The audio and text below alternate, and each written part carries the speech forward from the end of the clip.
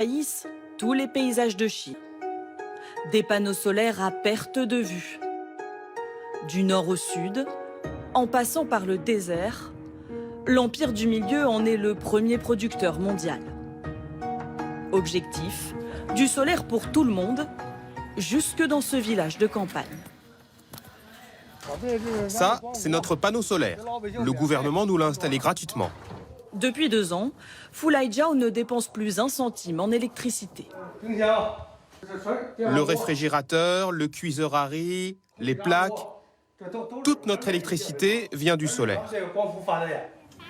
Mieux, lui et ses voisins gagnent de l'argent.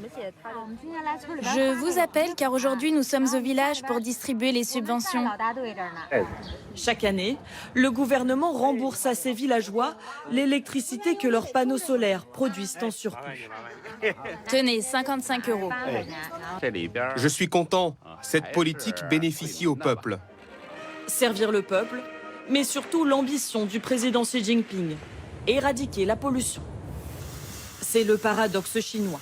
Avec ses centrales à charbon, les dragons noirs, la Chine, premier pollueur de la planète, est aussi championne des énergies vertes.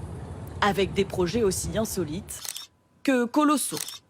Ici, une ferme flottante de panneaux solaires, la plus large au monde.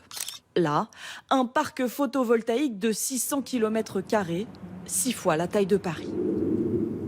Une transition à marche forcée, quitte à exproprier ses agriculteurs. Ces terres, Pi a été contraint de les céder. Les autorités prétendent qu'il est interdit de construire ici. Et ça, vous trouvez que ça ressemble à une interdiction? L'agriculteur affirme n'avoir reçu aucune compensation. Et ces manifestations n'y ont rien changé. Porter plainte? Auprès de qui? C'est comme une mafia. Si vous voulez faire un rapport, alors vous serez supprimé, emprisonné et condamné. Quoi qu'il en coûte, la Chine ambitionne d'atteindre la neutralité carbone d'ici 2060.